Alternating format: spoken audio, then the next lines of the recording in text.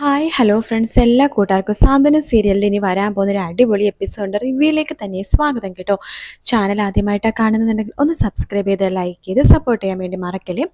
അങ്ങനെ ഉദയഭാനുവും കൂടി ശ്രീകലയും കൂടി ചേർന്ന് നേരെ നമ്മുടെ വനിതാ എസ്ഐയോട് സത്യങ്ങളൊക്കെ അല്ലെങ്കിൽ കാര്യങ്ങളൊക്കെ തുറന്നു പറയാണ്. അയ്യോ, എൻ്റെ മോളുടെ അവസ്ഥ ഭയങ്കര ഗുരുതരമാണ്. ആനന്ദുണ്ടല്ലോ അവളുടെ കെട്ടിയവൻ, അവനിപ്പോൾ വേറെ വിവാഹം കഴിക്കാൻ വേണ്ടി എൻ്റെ മോളെ ഒഴിവാക്കായിരുന്നു. എൻ്റെ മോളൊരു പാവാണ് സാറേ എന്നൊക്കെ പറയണം. ഇതൊക്കെ കേൾക്കുമ്പോഴേക്കും ആ എസ് എ രണ്ടുപേരുടെ മുഖത്ത് മാറി മാറി നോക്കുന്നുണ്ട്. ചെറിയ കള്ളത്തരം ഉണ്ടെങ്കിലും അവർ പറയുന്നതിൽ എന്തൊക്കെയോ കാര്യമുണ്ടെന്ന് ആ വനിതാ പോലീസിന് മനസ്സിലാവാട്ടോ. അവര് ചോദിക്കേണ്ടത്, എന്നിട്ട് നിങ്ങളുടെ മകൾ ഇപ്പോൾ എവിടെ? അയ്യോ, അവളുടെ മാനസിക നില ആകെ തെറ്റി, അവളിപ്പോൾ വളരെ തളർന്ന് അവളുടെ അവസ്ഥ കണ്ട സഹിക്കില്ല സാറേ. അല്ല, നിങ്ങളുടെ മകൾക്ക് കുഞ്ഞുങ്ങളോ കാര്യങ്ങളോ എന്തെങ്കിലും ഉണ്ടോ? കുട്ടികൾ എത്ര പേരുണ്ട് എന്ന് ചോദിക്കുകയാണ്. അയ്യോ, എൻ്റെ മകള് കുട്ടികളൊന്നും ഇല്ലെന്ന് പറയണേ. കുട്ടികളൊന്നും ആയിട്ടുണ്ടായിരുന്നില്ലേ? അയ്യോ, ഒരു പ്രാവശ്യം അവള് ഗർഭിണിയായതാ. എന്നിട്ട് ഞങ്ങൾക്ക് എന്ത് സംഭവിച്ചെന്നൊന്നും അറിയില്ല സാറേ. അവളെ സന്തോഷത്തോടെ കാണാൻ വേണ്ടി പലഹാരങ്ങളും അവൾക്ക് കുറച്ച് കളിപ്പാട്ടങ്ങളൊക്കെ ആയിട്ട് ഈ ഉദയഭാനുവേട്ടൻ ദേവമംഗലത്തേക്ക് പോയപ്പോഴേക്കും അവൾ അവിടെ തളർന്നിരിക്കുകയായിരുന്നു. അവളുടെ കുഞ്ഞിനെ നഷ്ടപ്പെട്ടു എന്ന് പറഞ്ഞ വിവരമാണ് ഞങ്ങൾ അറിഞ്ഞത്. ആ കുഞ്ഞിനെ നഷ്ടപ്പെട്ട് 2-3 ദിവസം വരെ കഴിഞ്ഞിട്ടുണ്ടായിരുന്നു. എന്നിട്ട് ഞങ്ങൾ അവരെ ആരും വിളിച്ചു പറഞ്ഞില്ല. നിങ്ങളുടെ മോള് പോലും പറഞ്ഞില്ലേ? അവളെങ്ങനെ പറയും? കുഞ്ഞ് നഷ്ടപ്പെട്ടപ്പോൾ തന്നെ അവളുടെ മാനസിക നില ആകെ തെറ്റി. അവളിപ്പോ ആകെ വളരെ തളർന്നൊടിഞ്ഞ് നിൽക്കുകയാണ്. ചില സമയത്ത് അവൾ പറയുന്നത് പോലും അവൾക്ക് തന്നെ സ്ഥിരതയില്ലാത്ത കാര്യങ്ങളാണ്. നടക്കാത്ത കാര്യങ്ങളൊക്കെ അവൾ എന്തൊക്കെയോ പുലമ്പിക്കൊണ്ടിരിക്കുകയാണ്. ആ കുഞ്ഞ് നഷ്ടപ്പെട്ടത് അവൾക്ക് ഭയങ്കര ഷോക്കായി പോയി സാറേ. ആ അവനെ വേറെ കല്യാണം കഴിക്കാൻ വേണ്ടിയിട്ട്, ആ ആനന്ദ് എന്ന് പറഞ്ഞവനെ വേറെ കല്യാണം കഴിക്കാൻ വേണ്ടിയിട്ട് ഇങ്ങനെയൊക്കെ കാണിച്ചു കൂട്ടിയതാണെന്നോ ഞങ്ങൾക്ക് സംശയമുണ്ട്. ശരി, ഞങ്ങളൊന്ന് അന്വേഷിക്കട്ടെ എന്ന് പറയുകയാണ്. അങ്ങനെ ഉദയഭാനും ശ്രീകലയും കൂടി അവിടെ നിന്ന് പോകുന്നുണ്ട്. പക്ഷെ ശ്രീകല കൊടുത്ത ഈ ഒരു കംപ്ലൈന്റ് കാരണം ഒരു സംഭവം നടക്കും കേട്ടോ. ദേവിയുടെ കുഞ്ഞ് ശരിക്കും പറഞ്ഞാൽ നഷ്ടപ്പെട്ടത് എങ്ങനെയെന്നുള്ള കാരണം ഇനി എല്ലാവരും അറിയാൻ പോണ നിമിഷമാണ് വരാൻ വേണ്ടി പോണത്. അങ്ങനെ ആ എസ് ഐ നേരെ പോണത് ദേവമംഗലത്തേക്ക് തന്നെയാട്ടോ. അവിടെ ബെല്ലടിക്കുമ്പോഴേക്കും വാതിൽ തുറക്കുന്നത് നമ്മുടെ ഗോമതിയാണ്. ഗോമതി ആകെ ഷോക്കായി പോവാണ് പോലീസിനെ കാണുമ്പോഴേക്കും. നമസ്കാരം മാഡം. എന്താ മാഡം എന്ന് ചോദിക്കുമ്പോൾ, അല്ല ഇവിടെയല്ലേ, ഇതല്ലേ ആനന്ദിന്റെ വീട്? നിങ്ങൾ ആനന്ദിന്റെ അമ്മയാണോ? ഗോമതി, അതെ, ആനന്ദിന്റെ മൂത്ത മകനാണ്. എന്താ എന്താ എന്താ മാഡം എന്ന് ചോദിക്കുമ്പോൾ, അല്ല ഈ വീട്ടിൽ ഇപ്പം ആരൊക്കെയുണ്ട്? ഞാനുണ്ട്, എൻ്റെ മരുമകൾ മിത്രയുണ്ട്, വേറെ ആരും ഇല്ല മാഡം എന്ന് പറയണം. ആനന്ദ് ഗോമതി സ്റ്റോഴ്സിലേക്ക് പോയിരിക്കുകയാണ്, അവിടെ ബാലറ്റിനെ സഹായിക്കാനായിട്ട്. ഓ, നിങ്ങൾക്ക് എത്ര മക്കളുണ്ട്? ആനന്ദ്, ആകാശ്, ആര്യൻ, പിന്നെ അനുമോള് എന്ന് പറയാണ്. അല്ല, ആനന്ദിന്റെ എല്ലാ മക്കളുടെയും കല്യാണം കഴിഞ്ഞതാണല്ലോ അല്ലേ? ആ, അനുമോളുടെ മാത്രം കഴിഞ്ഞിട്ടില്ല, ബാക്കി 3 പേരുടെയും കഴിഞ്ഞു എന്ന് പറയണം. ശരി, ഈ ആനന്ദിന്റെ ഭാര്യ എവിടെ? എനിക്ക് അവരൊന്ന് കാണണം. അപ്പോഴേക്കും നമ്മുടെ ഗോമതിക്കൊന്നും പറയാൻ പറ്റുന്നില്ല കേട്ടോ. മിത്ര അവിടേക്ക് വരുന്നുണ്ട്. മിത്ര പറയണ്ട്, ദേവിയെടുത്ത് ഇവിടെ ഇല്ല, വീട്ടിലാണ്, സ്വന്തം വീട്ടിലാണ്. സ്വന്തം വീട്ടിലാണോ? നിങ്ങൾ ആക്കിയതാണോ അതോ ദേവിയെടുത്തിയായിട്ട് ഇവിടുന്ന് പോയതാണോ എന്ന് ചോദിക്കുമ്പോഴേക്കും മിത്ര ഒന്നും മിണ്ടുന്നില്ല. അപ്പോൾ ആ വനിതാ പോലീസിന് ചില സംശയങ്ങളൊക്കെ തോന്നുകയാണ്. എന്താ നിങ്ങളൊന്നും പറയാത്തത്? ഓ, അപ്പം നിങ്ങൾ ഇവിടുന്ന് പുറത്താക്കിയതാണല്ലേ? സത്യം പറയണം എന്ന് പറയുമ്പോഴേക്കും ഗോമതി, അയ്യോ മാഡം, പുറത്താക്കിയതെന്ന് വെച്ച് കഴിഞ്ഞാൽ അതൊന്ന് പറയാനുണ്ടെങ്കിൽ ഒരുപാടുണ്ട് മാഡം. ഞാനെല്ലാം കേൾക്കാൻ വേണ്ടിയിട്ടാണ് വന്നത്. ഒന്നില്ലെങ്കിൽ നിങ്ങൾ ഇപ്പം അതെല്ലാം പറ, അല്ലെങ്കിൽ രണ്ടുപേരും പോലീസ് സ്റ്റേഷനിലേക്ക് നടക്കുക. എനിക്ക് കഥകളൊക്കെ ഒരുപാട് അറിയാനുണ്ട്, ആഗ്രഹമുണ്ട് എന്ന് പറയുമ്പോൾ, അല്ല മാഡം, ഇതൊക്കെ ഇപ്പോൾ മാഡം ചോദിക്കുന്നത്? അതെൻ്റെ ഡ്യൂട്ടിയാണ്. എനിക്കൊരു കംപ്ലൈൻറ്റ് കിട്ടി, അതുകൊണ്ട് ഞാൻ അന്വേഷിക്കുകയാണ്. ദേവീനെ നിങ്ങൾ ഇവിടെ നിന്ന് മനഃപൂർവ്വം ഒഴിവാക്കിയതാണെന്നും നിങ്ങളുടെ മകനെ വേറെ വിവാഹം കഴിക്കാൻ വേണ്ടി ദേവീനെ മനഃപൂർവ്വം ഒഴിവാക്കിയതെന്ന് ഒരു കംപ്ലൈൻറ്റ് കിട്ടി, അതിൻ്റെ പേരിൽ അന്വേഷിക്കാൻ വേണ്ടി വന്നത് എന്ന് പറയുമ്പോഴേക്കും, അയ്യോ മാഡം, ഒരിക്കലുമില്ല, ഞങ്ങൾ അങ്ങനെ ചെയ്യുന്ന ആൾക്കാരല്ല മാഡം. ദേവി വലിയൊരു ചതിയാണ് ഈ കുടുംബത്തോട് ചെയ്തത്. ഓഹോ, ദേവി ചെയ്ത ചതി എന്താണ്? അത് നിങ്ങൾ പറഞ്ഞില്ലല്ലോ മാഡം. അവളും അവളുടെ അച്ഛനും അമ്മയൊക്കെ ഒരുപാട് കള്ളങ്ങൾ പറഞ്ഞിട്ടുണ്ട്.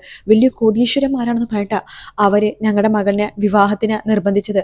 ഓഹോ, അപ്പോ അവരുടെ കയ്യിൽ പണമില്ല, അതാണ് നിങ്ങളുടെ പ്രശ്നം എന്ന് വനിതാ പോലീസ് ചോദിക്കുമ്പോൾ ഗോമതി പണ്ടയോ അതൊന്നും നമ്മുടെ പ്രശ്നമേ അല്ല.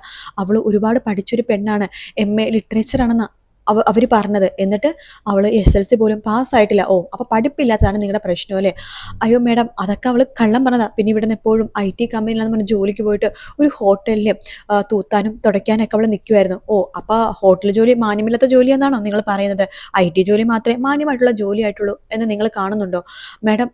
അത് അങ്ങനെയല്ല മാഡം. മാഡം, ഞാൻ പറഞ്ഞത് വേറെ രീതി തെറ്റിദ്ധരിക്കുന്നതുകൊണ്ടാ. നിങ്ങൾ പറഞ്ഞതിൻ്റെ അർത്ഥം അത് തന്നെയാണ്. ഓ, ഇതൊക്കെയാണോ വലിയ നുണയെന്ന് പറഞ്ഞത്? അല്ല, ദേവി ഇവിടെ എങ്ങനെയായിരുന്നു? നിങ്ങളതൊക്കെ സ്നേഹത്തിലായിരുന്നോ?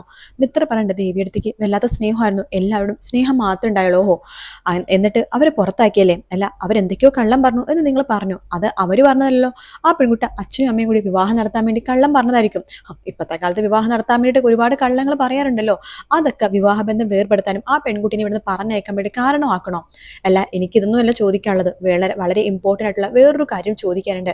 എന്താ മാഡം എന്ന് ഗോമതി ചോദിക്കുകയാണ്. വനിതാ പോലീസ് പറയുന്നുണ്ട്, അല്ല, ദേവി ഈ വീട്ടിൽ വെച്ച് പ്രഗ്നന്റ് ആയതാണല്ലോ. ഞാൻ അവിടുത്തെ അവള് പോയ ഹോസ്പിറ്റലിലെ ഡീറ്റെയിൽസും കാര്യങ്ങളൊക്കെ നോക്കി. ആ പെൺകുട്ടി 5 മാസം പ്രഗ്നന്റ് ആയിരുന്നു അല്ലേ? പിന്നീട് ആ കുട്ടി എവിടെ? മാസം വെച്ച് നോക്കുകയാണെങ്കിൽ ഇപ്പൊ പ്രസവം കഴിഞ്ഞു കാണണമല്ലോ. ദേവിയുടെ പ്രസവം കഴിഞ്ഞോ? ആ കുട്ടി ഞങ്ങൾക്ക് നഷ്ടപ്പെട്ടു. എങ്ങനെ നഷ്ടപ്പെട്ടു? ആ അത് അതൊരു ചെറിയൊരു ചെറിയൊരു അത് മാഡം ചെറുതായിട്ടൊന്ന് വീണതാ അവള്. ഓ, വീഴുമ്പോ തന്നെ കുഞ്ഞ് നഷ്ടപ്പെട്ടോ? 5 മാസമായിട്ടുള്ള ഗർഭം അങ്ങനെ പെട്ടെന്ന് അങ്ങനെ പോവാറൊന്നുമില്ലല്ലോ. സത്യം പറ, ആ കുഞ്ഞിനെ നിങ്ങൾ ഇല്ലാതാക്കിയതല്ലേ? അയ്യോ ഇല്ല മാഡം, ഇല്ല. ഞാൻ സത്യങ്ങളൊക്കെ പറയാം മാഡം.